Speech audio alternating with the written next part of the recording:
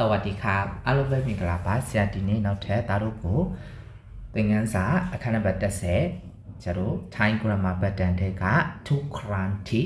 สุดเดอาจารย์ลิบุเสียติจับไปมาเพียบไปทุกครั้งที่สระกะอาเชนได้เอาไปเนาะจะรู้ทุกครั้งที่อาเชนได้เอาไปเนาะฝนตกฝนสระชาลุโมตกสระยัวเด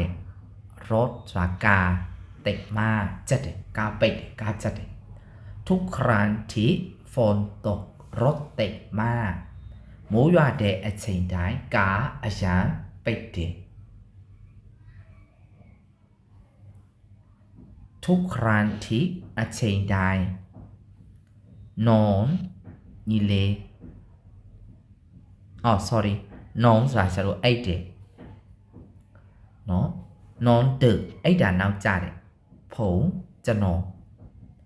ตื่นสายตื่นสายชาโดนูเดสายสายนาวจ่าเอาไปเนาะนูด่านนาวจ่าไอ้ยาทานนาวจ่าสิ่งทุกครั้งที่นอนดึกนี่น่ามาไอ้เดขาดใจชาโดกะไอ้ยาจะนอนไอ้ยาทานนาวจ่าเดเอาไปเนาะนี่น่ามาไอ้เดเฉยนะจะนอนไอ้ยาทานนาวจ่าเดทุกครั้งที่เฉยได้เจอสระชาลุด้วยเด็กเขาทุกคนฉันรู้สึกขันใจยาเด็กตื่นเต้นทุกคนจะมาด้วยเด็กเช่นใดจะมาเซลล์ชาเด็กทุกครั้งที่เจอเขาฉันรู้สึกตื่นเต้นทุกครั้งที่เช่นใดเขาทุกการอาบน้ำเยชูเด็กเขาชอบร้องเพลงเขาดูการชอบใจเด็กร้องเพลงแต่ชิ้นสุวาระใจทุกครั้งที่เขาอาบน้ำเขาชอบร้องเพลงดูยีช่วยได้เช่นไรแต่ชิ้นสุวาระใจเด็กทุกครั้งที่เช่นไรได้ยินว่าจายาเพลงนี้ดิฉันเช่นกูจายาเด็กเช่นไรผมนึกถึงตดียาแฟนเก่ายิซาฮองทุกครั้งที่ได้ยินเพลงนี้ผมนึกถึงแฟนเก่าทุกครั้งที่เช่นใดที่ฉันเก่งสมตามจะมาสมตามแต่โมดิทาวซาเดฉันมีความสุขมากจะมาอะไรโยเชนทุกครั้งที่ฉันเก่งสมตามฉันมีความสุขมาก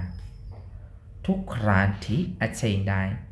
ไปเที่ยวอะไรตัวเด็ดทะเลกันเชี่ยวตัวเด็ดเช่นใดมาเรางาโดดีกะถ่ายรูปทับปุ่มใหญ่เนี่ยเยอะมากทุกครั้งที่ไปเที่ยวทะเลเราถ่ายรูปเยอะมากกันเชี่ยวตัวเด็ดเช่นใดงาโดทับปุ่มอันยาจีใหญ่เด็ดเนาะสร้างเด็ดเขาเปลี่ยนโจเจียวทุกครั้งที่ฝนตกรถติดมาหมูยอเดเฉยได้กาอายันไปเดทุกครั้งที่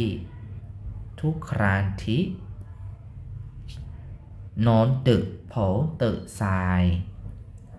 ทุกครั้งที่เจอเขาฉันรู้สึกตื่นเต้นทุกครั้งที่เขาอาบน้ำเขาชอบร้องเพลงทุกครั้งที่ได้ยินเพลงนี้พอนึกถึงแฟนเก่า